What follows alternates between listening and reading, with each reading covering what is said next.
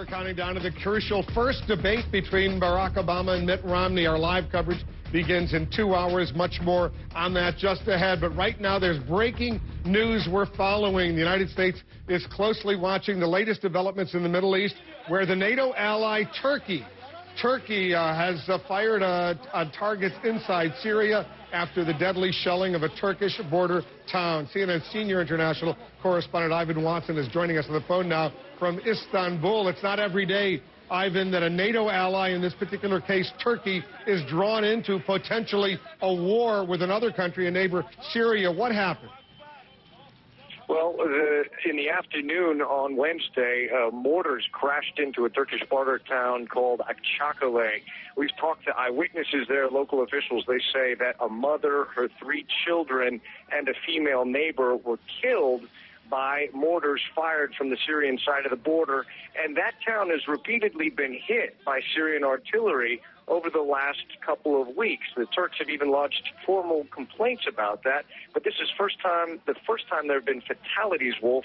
And now, within the last hour or so, the Turkish government announced that it retaliated, firing artillery at targets inside Syria using radar to pinpoint those targets. Key questions here, Wolf, are how many rounds of artillery were fired? What were the targets? How extensive was this? Was it just merely a show of force, or were the Turks really trying to do some harm against Syrian military forces in response for the loss of 5 Turkish citizens? As you know, Ivan, an attack on one NATO ally, in this case Turkey, is an attack on all NATO allies, including the United States. And NATO has just issued a formal statement saying it stands by Turkey. Tell us more about what's at stake in this incident right now. Well, the Turks immediately started rallying their allies, reaching out to U.S. Secretary of State Hillary Clinton, to the French government, to NATO, to the UN Special Envoy to Syria.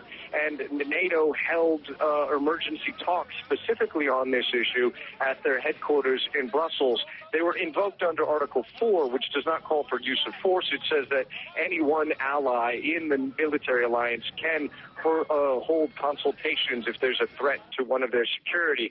A big question will be, what will happen after this? This is the first exchange of fire, really, that we've heard about. But it's important to note, Syrian anti-aircraft defenses shot down a Turkish military reconnaissance jet last June, killing 2 pilots. The Turks were, of course, furious. All their allies condemned this, but we didn't really see any steps taken in the immediate aftermath of that.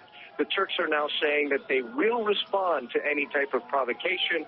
It'll be important to see whether or not more military steps will be taken by the Turks, and we're getting reports that they're going to be addressing this very security issue with the Syrians at a meeting of the Turkish parliament on Thursday morning. And I'm sure there's intense conversations going on between Turkish authorities and NATO allies, including the United States. Ivan, stand by. We'll stay on top of this breaking news story for our viewers. Meanwhile,